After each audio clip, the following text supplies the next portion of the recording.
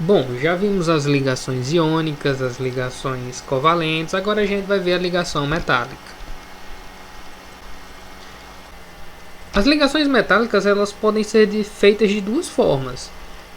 Elas podem ser de metais na forma simples, ou seja, você ter ligações entre átomos do mesmo metal, ou pode ser ligas metálicas, onde essas ligações são feitas entre dois ou mais tipos de metais diferentes.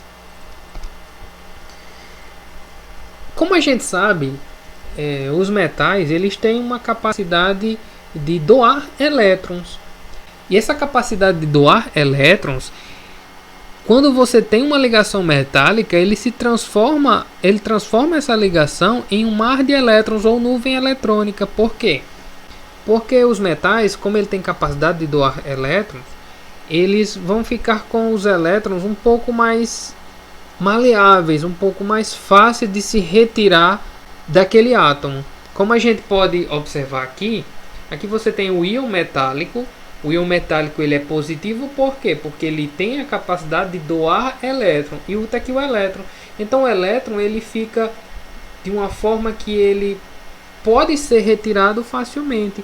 E em uma ligação metálica é essa característica que dá aquele poder de ser um bom condutor elétrico e um bom condutor de calor, porque o elétron ele vai ser retirado dessa liga metálica de uma forma mais fácil. Ele pode ser passado de um material para outro através de atrito, através de condução elétrica e por aí vai.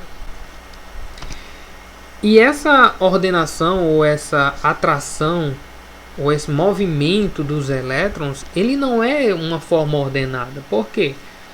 Não é uma forma ordenada porque os elétrons em uma ligação metálica, você vai ter atração e repulsão de diversos sentidos diferentes, como vocês podem ver. Aqui você tem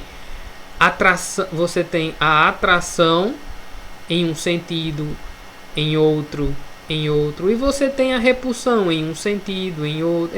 Então assim, vocês podem observar que na ligação metálica os elétrons eles ficam tão espalhados de uma forma que não tem como você afirmar o direcionamento das forças de atração e repulsão daquela ligação metálica.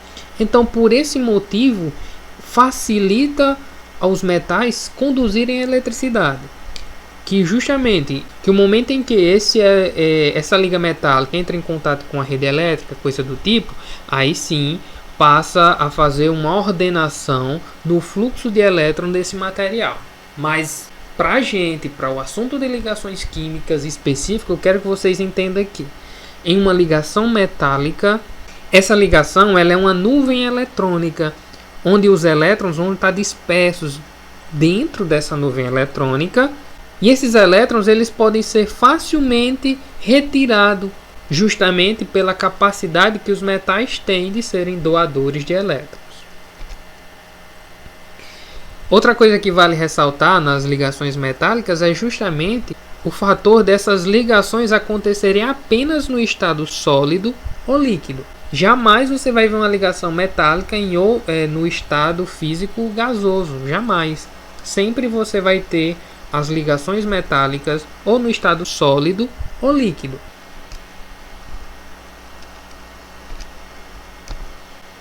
Então vamos lá. A gente viu que as ligações metálicas podem ser de duas formas. Ligações de metais feitas pelos átomos do mesmo elemento químico, ou a liga metálica, que uma liga metálica nada mais nada menos do que uma mistura de dois ou mais metais. Essas ligas metálicas elas podem ser homogêneas ou heterogêneas.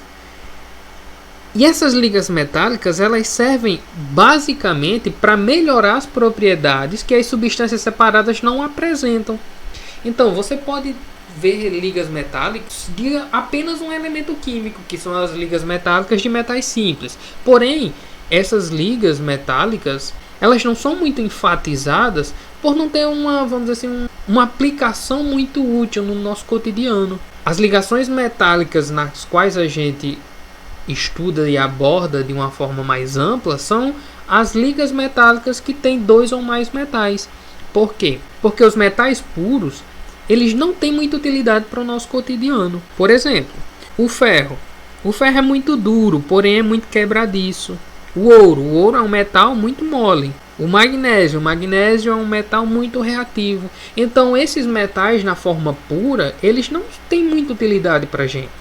Porém, quando a gente mistura esses metais, transformando ele em ligas metálicas, eles passam a ter bastante utilidade e bastante serventia para reações químicas para o nosso cotidiano, para fazer inúmeras construções, experimentos e por aí vai.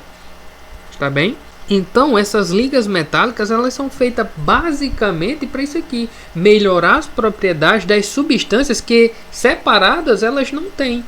Então as ligações metálicas, elas são bastante importantes nesse sentido, em melhorar as propriedades das substâncias simples, onde essa combinação nos traz materiais que têm bastante serventia para o nosso dia a dia. Por exemplo, o latão, o bronze, o aço, as ligas leves de metais e o ouro 18 quilates. São exemplos que eu trouxe aqui de materiais que são nada mais nada menos do que combinação entre metais, ou seja, são ligas metálicas. O latão, por exemplo, o latão é uma combinação ou uma liga metálica do cobre com zinco. Eles fazem uma liga metálica, ou eles reagem, eles se combinam, formando o latão. O bronze é uma liga metálica que contém cobre e estanho. O aço é uma liga metálica que contém ferro e carbono. As ligas leves são a combinação do alumínio com o magnésio. E o ouro 18 quilates é uma combinação de uma liga metálica que contém ouro, cobre e prata. E a gente pode trazer diversos outros exemplos. Aqui eu trouxe esses 5 só para elencar, para vocês terem uma noção que da importância das ligas metálicas. As ligas metálicas, elas estão aí justamente para facilitar a evolução da tecnologia e do bem-estar da população. E dessa forma a gente conclui os 3 tipos de ligações químicas, que são a ligação iônica, a ligação covalente e a ligação metálica. Lembrando que a ligação metálica, como já diz, é ligações apenas entre metais. Então, pessoal, qualquer dúvida sobre o assunto, pode entrar em contato que a gente tira as dúvidas na hora. Então, depois que a gente observa os 3 tipos de ligações químicas que existem, a gente agora tem que tentar entender as polaridades dessas ligações, certo? Então, as polaridades das ligações químicas podem ser de 2 tipos: apolar e polar. O momento dipolar, representado por essa letrazinha grega, ele demonstra a polaridade de uma ligação química. Eu trouxe o exemplo aqui da molécula da água, onde podemos notar, como a gente já viu, a molécula da água, não é? A gente tem um átomo de oxigênio e 2 átomos de hidrogênio. E a gente tem uma ligação simples entre eles, que é uma ligação que? Ligação covalente, onde os elétrons eles estão fazendo o quê? Compartilhamento de elétrons entre esses átomos. Beleza? Cada molécula ela vai ter polos, os polos positivos e negativos. E esse vetor de polaridade, ele sempre vai do elemento de polaridade positiva para o elemento de polaridade negativa. Como assim, professor? O elemento que tem uma polaridade negativa é o que tem maior eletronegatividade, que no caso aqui vai ser quem? O oxigênio. Ele é a polaridade negativa da nossa molécula. Já os hidrogênios, ele tem uma polaridade positiva. Por quê? Porque ele é menos eletronegativo. Isso a gente pode observar como os hidrogênios, eles têm capacidade maior de doar seus elétrons, não é? E o oxigênio de receber. Ok? Professor, mas aqui a gente não está falando de uma ligação iônica. Aqui é uma ligação covalente. Beleza, então os hidrogênios eles não vão doar seus elétrons, não. Porém, devido ao oxigênio ser mais eletronegativo, esse compartilhamento de elétrons, os elétrons vão tender a ficar mais próximos do oxigênio.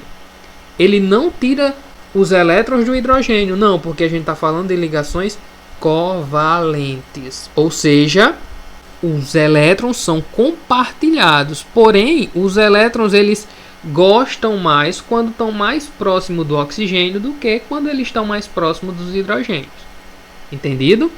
Então por isso que o vetor vai do hidrogênio para o oxigênio, devido à eletronegatividade do oxigênio ser maior do que a eletronegatividade do hidrogênio. Entendido? Para mim saber se uma molécula é polar ou apolar, eu tenho que somar os vetores. Se você somar esses vetores, vocês vão ver que ele vai dar um vetor resultante dessa forma. Ou seja, um vetor diferente de zero. Se esse vetor ele é diferente de zero, então quer dizer o quê? Que a molécula ela é polar. Professor, mas como é que eu faço soma de vetores? Se os vetores estiverem em, vamos dizer assim, direções contrárias, um vetor anula o outro. Então o vetor vai ser igual a zero. Mas se eles têm, vamos dizer assim, forças semelhantes, esses vetores eles vão se somar e vai ser diferente de zero. E toda vida que um vetor, a soma dos vetores de uma molécula, ela for diferente de zero, aquela molécula é polar. Toda vida que o vetor for igual a zero, aquela molécula vai ser apolar. Por exemplo, trouxe mais dois exemplos aqui de ligações polares. Primeiro foi do HCl, o ácido clorídrico. Como vocês podem notar, o vetor ele parte de quem? Do elemento menos eletronegativo para o elemento mais eletronegativo. Cloro ele tem uma capacidade maior de receber elétrons e o hidrogênio ele tem uma capacidade de doar elétrons. Porém, a gente está falando de ligações o quê? Covalentes. Por quê, professor? Porque é um hidrogênio e uma metal. Então, essa ligação é covalente, ou seja, o hidrogênio não vai doar o elétron, ele vai compartilhar. Só que quem tem um polo negativo aqui é o cloro. Por quê? Porque o cloro ele é mais eletronegativo do que o hidrogênio. Se o cloro ele tem maior eletronegatividade, ele tem capacidade de atrair mais os elétrons, certo? Lembrando, ligação covalente, eles estão compartilhando os elétrons.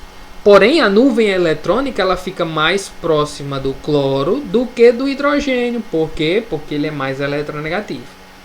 Você tem mais de um vetor? Não, você só tem um vetor. Então, automaticamente, seu vetor vai ser diferente de zero. Se o seu vetor for diferente de zero, sua molécula é polar. Entendido? Agora vamos pegar outra molécula. Eu peguei aqui o tetracloreto de carbono. O tetracloreto de carbono, ele tem um átomo de carbono e 4 átomos de cloro. Quem é mais eletronegativo? O cloro ou o carbono? O mais eletronegativo é o cloro. Então, dessa forma, o cloro vai ser seus polos negativos. E o carbono vai ser o polo positivo. É ligação covalente. Então, tem compartilhamentos de elétrons. Só que as nuvens eletrônicas vai estar mais próxima de quem? Dos elementos eletronegativos. Ou seja, os vetores vai do menos eletronegativo para o mais eletronegativo. Vocês observaram? Você tem quantos vetores? 4, não é? Esse vetor se anula com esse. Por quê? Porque são forças contrárias. E esse vetor aqui vai se anular com esse. Porque são forças contrárias. Então, quando você soma esses 4 vetores, o seu vetor vai ser igual a zero. Dessa forma, a molécula é apolar. Entendido? Dando continuidade, a gente tem que ter em mente que a ligação covalente ela pode ser polar e apolar. Se o seu vetor for igual a zero, a molécula é apolar, como a gente viu nos exemplos. Se a soma dos seus vetores for diferente de zero, a molécula é polar. Solubilidade e polaridade. A gente sempre associa muito a solubilidade e a polaridade, que é o quê? Que tem como regra geral semelhante dissolve semelhante. Ou seja, uma molécula polar ela vai dissolver outra molécula polar. E uma molécula apolar ela vai dissolver outra molécula apolar. Se eu colocar em um mesmo recipiente moléculas polares e apolares, elas não vão se dissolver, elas não vão se misturar. Por exemplo, se eu colocar em um recipiente água e ácido clorídrico, como a gente viu anteriormente, se você colocar essas duas substâncias, elas vão se dissolver. Por quê? Elas vão se dissolver porque são duas substâncias polares. Se você colocar água e tetracloreto de carbono, elas vão se dissolver? Não, porque a água é polar. O tetracloreto de carbono é apolar. Então elas não se dissolvem. Porém, se você pegar o tetracloreto de carbono com qualquer outra substância apolar, eles vão se dissolver, certo? Então, a polaridade ela é bastante importante para a solubilidade, porque você tendo uma noção de polaridade, você tem como saber se a substância ela vai se dissolver ou não em uma solução. Substâncias polares, elas se dissolvem. Substâncias apolares se dissolvem.